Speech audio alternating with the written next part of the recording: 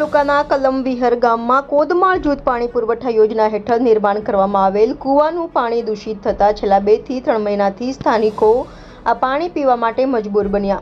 આવું દૂષિત પાણી લઈને સ્થાનિકો દ્વારા અનેકવાર વહીવટીતંત્રને રજૂઆત છતાં તંત્ર ઘોર નિંદરમાં।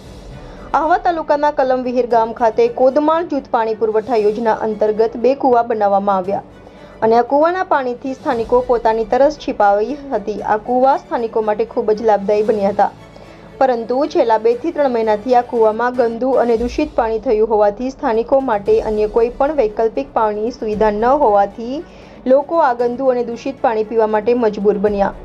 વહીવટીતંત્રના અધિકારીઓ પણ આ મામલે કોઈ પણ પ્રકારનું ધ્યાન આપતા નથી। કૂવામાં આવા દૂષિત પાણીને લઈને સ્થાનિકો અનેકવાર પાણી પુરવઠા વિભાગના અધિકારીઓને રજૂઆત કરી છે, તેમ છતાં કોઈ પણ અધિકારી સ્થળ તપાસ કરવા સુદ્ધા આવતા નથી। ક્યાં ગઈ સરકારની વિકાસ ગાથા કે અધિકારીઓના પ્રતાપે અનેક ગામોમાંથી આ જ સ્થિતિ ઉદ્ભવી છે। આ તો માત્ર ટ્રેલર હતું। ગામ ખૂંદવામાં આવે તો અધિકારીઓના પરસેવા છૂટે એવી સ્થિતિમાં લોકો મજબૂર છે। ડાંગ વહીવટી આ ગંભીરતા સમજે અને આવા અધિકારીઓ વિરુદ્ધ યોગ્ય પગલાં લેશે તો શાન ઠેકાણે આવશે।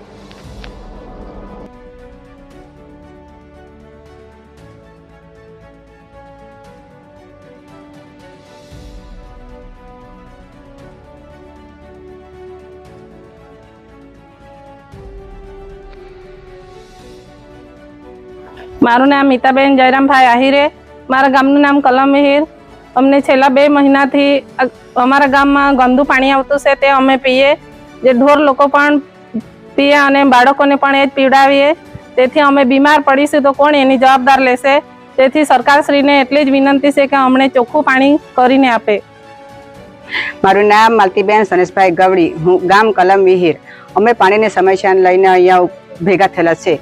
અમારા ગામમાં 2 મહિના આગળથી એટલું ગંદુ પાણી પીવાનું મળતું છે કે પીવા લાયક નથી। અમે તે સાહેબ લોકોને વિનંતી કરેલી તો પણ સાહેબ લોકો કંઈ ધ્યાનમાં લીધું નથી। 2 મહિના આગળથી એટલું ગંદુ પાણી પીતા છે કે ઢોર ઢાંકરને પણ પીવા લાયક નથી, એટલું પાણી ગંદુ અમે પીતા છે ને સર લોકોને વિનંતી કરી તો પણ હજુ સુધી આવ્યા નથી ને ગંદુ પાણી એટલું જ છે કે પીવા લાયક નથી તો રોગચાળો ફાટી નીકળે એની જવાબદાર લેવાની કોણ છે? આજ સુધી કોઈ ધારાસભ્યને આવેલા કે કોઈ બધા આવે પણ જોઈ જાય પણ કઈ સુવિધા કરેલી નથી। તો સર અમે વિનંતી કરતા છે કે એક વખત તમે જાતે આવો અને જોઈ જાઓ કેવી પાણી પીતા છે તે। અમે આટલી બધી રોગચાળા ફાટી નીકળે એની જવાબદારી કોણ લેવાનું છે? સર પાણીને જોવાને તો કોઈને લાગે નહીં કે આ પાણી પીતા છે કે પછી વાપરતા છે। તો સર તમે જાતે આવો, એક વખત ખાલી એક વખત આવીને જોઈ જાઓ કેટલું ગંદુ પાણી છે તે। તો પણ અમે સર અમને બીજું પાણી નથી તે સર અમે એ જ પાણી પીતા છે હજુ। તો સર અમે વિનંતી કરતા છે તમે જરાક સુવિધા કરો ને અમને પાણીની સમસ્યાને હલ કરજો। મારું નામ બાગુલ મીતાબેન વનરાજભાઈ, ગામનું નામ કલમવિહર। અમારા છેલ્લા 2 મહિનાથી 2-3 મહિનાથી એટલું ગંદુ પાણી આવતું છે કે ઢોર બી એ પાણીને પીતા નથી, મને એવું પાણી અમને પીવા પડતું છે।